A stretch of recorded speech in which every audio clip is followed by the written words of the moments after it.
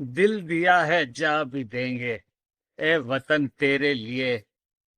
जी हाँ, ये गीत रोम रोम हिला देता है। और आइए देखते हैं पहलगांव में हुए नरसंहार के बाद किस तरह से देश में बच्चे से लेकर बुजुर्ग तक, शासन से लेकर प्रशासन तक आपकी हिफाजत के लिए किन कवायदों में लगा हुआ है।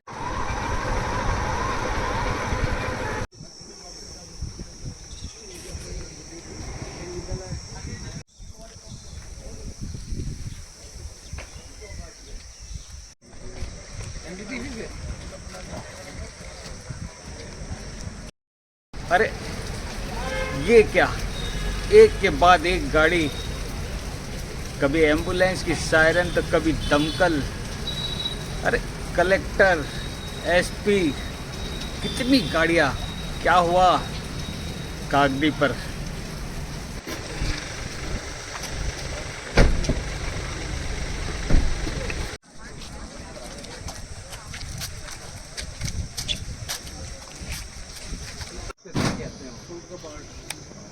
कंप्लीट आता है, मास्क वगैरह रहता है, हेलमेट, फेस मास्क, पूरा जैकेट में वो बड़े हैं बड़े। हाँ, उसमें ब्रीथिंग सेट भी होता होगा।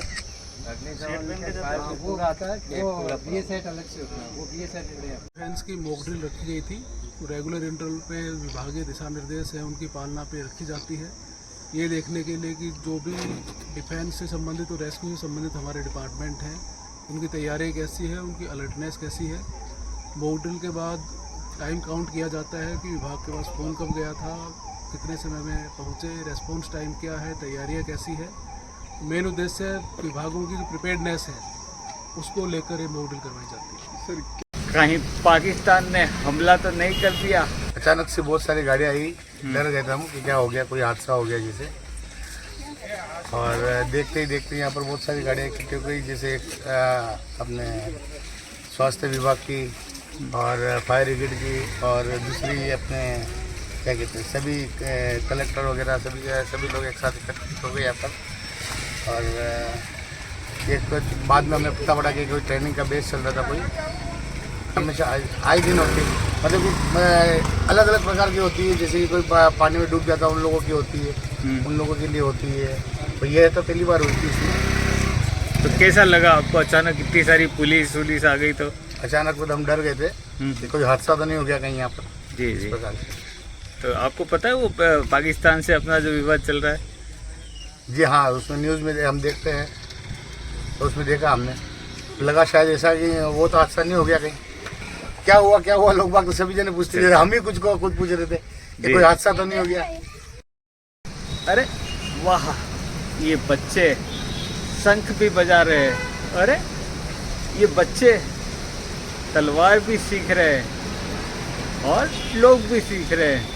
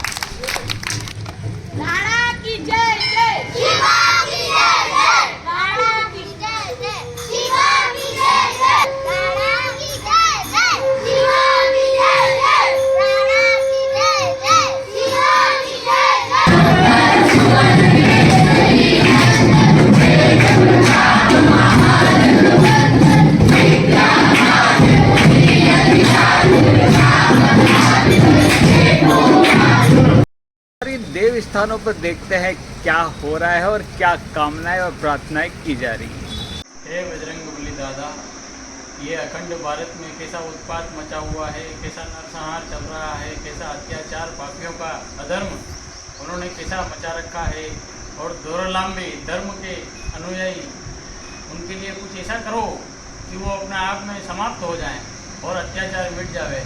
इन आतंकवाद का खात्मा करो बजरंगबली दादा, ऐसी शक्ति प्रदर्शित करो। पहलगांव में जो हमला हुआ उसको लेकर हम सब व्यथित हैं और इस बांसवाड़ा पूरा व्यथित है।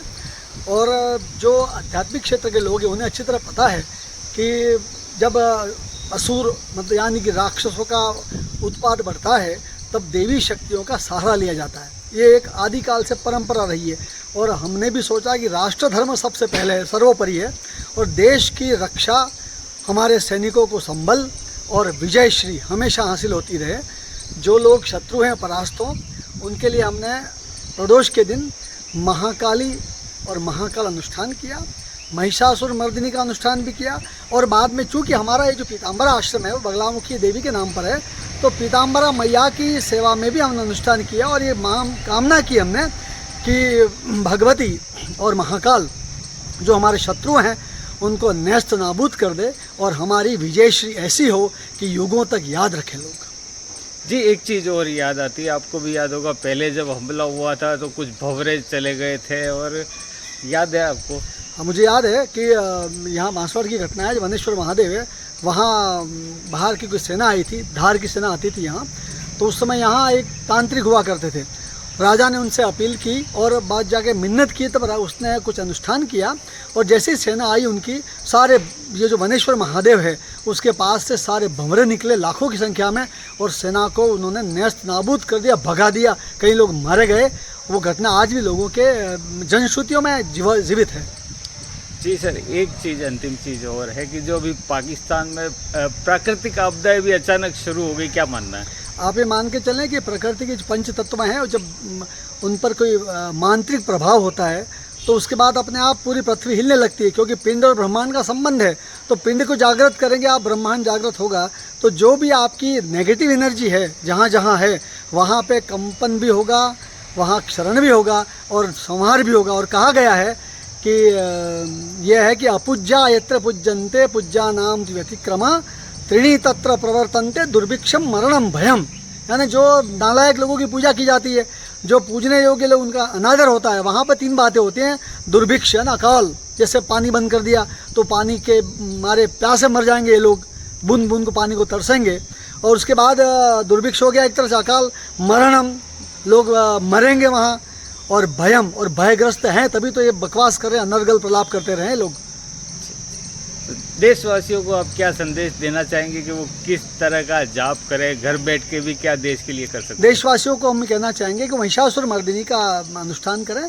दुर्गा देवी शत्रुओं की संहार करता है, तो दुर्गा देवी के अनुष्ठान करें, बजरंग बाण के पाठ करें और ऐसी दिव्य शक्तियाँ जो भी हैं, नरसिंह भगवान की आराधना करें। और हमारे मानना है कि उग्र देवता और उग्र देवियों की उपासना इस समय बहुत ज़रूरी है, तभी ये मैली विद्याओं और इन असुरों का संहार हो सकेगा।